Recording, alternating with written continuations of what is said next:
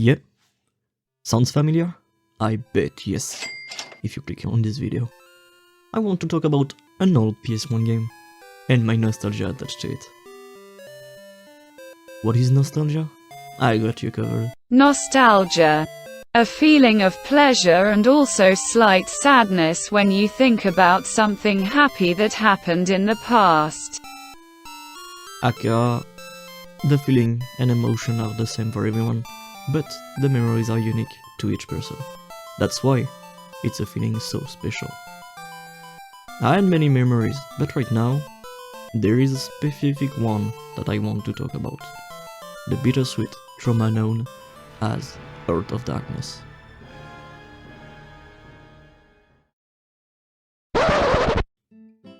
But first, thank you for all the views on my 2 videos, even if the average view duration is quite low. That's why I'm going to split my video into 2 parts, a quick review with a side of salts and jokes, and a detailed one, gameplay and memes. By the way, don't hesitate to comment, I do really enjoy responding to them. And subscribe for more, and check my post to see when I'm about to release a new video, and also for my drawings too. Well, Heart of Darkness.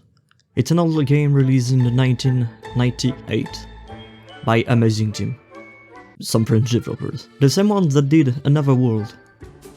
Here, in the Hexagon, most children remember having a demo of this game in a cereal box. It was a thing back then, I guess. This game is an oddity by itself. It's better described as a 2D cinematic platformer, according to Wikipedia. To put it simple, it's a 2D platformer puzzle game. As for the story, Andy, the young protagonist, tries to rescue his dog, Whiskey, from the Master of Darkness in a magical parallel world. Sounds like a cool game for kids, right? Wrong, the game is goddamn hard, and much more. Well, let me redefine the genre. It's a 2D, die and retry platformer puzzle game. Because you will die quite a lot. The best or the worst parts, depending on your perspective, are the death animation.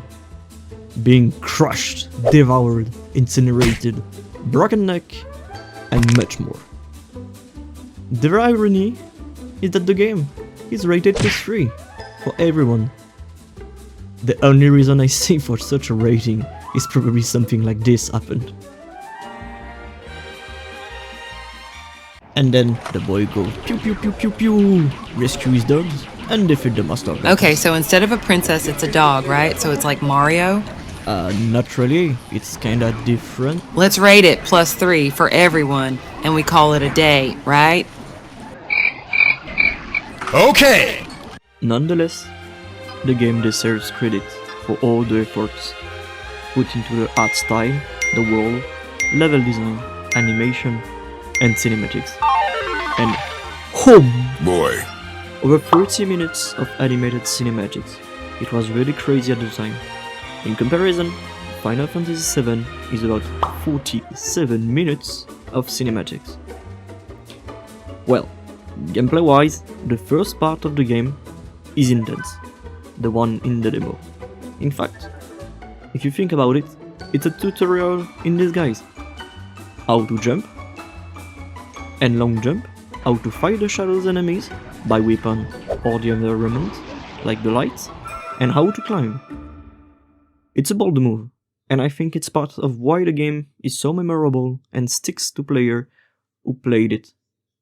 The sense of adventure through the different biomes and accomplishment with each successful puzzle, it's amazing. Another point I would like to mention, even though it might not resonate as strongly with the English speakers, is the exceptional quality of the voice acting in French. Some might argue that being a French game, it's expected to have a great voice acting. However, this is not always the case, and frequently, the English voice acting surpasses expectation. Personally, I do prefer voice acting in English, around 95% of the time. But in this case, in French, Andy's voice comes across as more innocent and genuine, allowing for a certain freedom in expressions, including the use of swearing. The same can be said for the Master of Darkness. In French, his voice exudes a greater sense of malevolence compared to the English version. Let's quickly compare the two.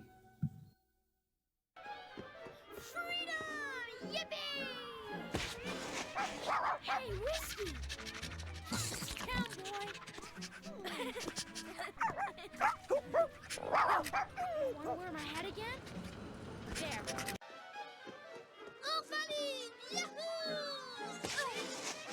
Salut Whisky. Arrête. Mais quoi, qu'est-ce que tu veux? J'ai rien pour toi. Ouais, d'accord, allez tiens. Silence! Now what have you got in the sack? I hope for your sake it's the Earth Boy you promised me. Bring me the sack, you idiot! Silence, Lorton! Épargne-moi tes discours! J'espère que cette fois tu ne me déranges pas pour rien. Amenez-le vite, crétin! Get him! Envoyez les spectres!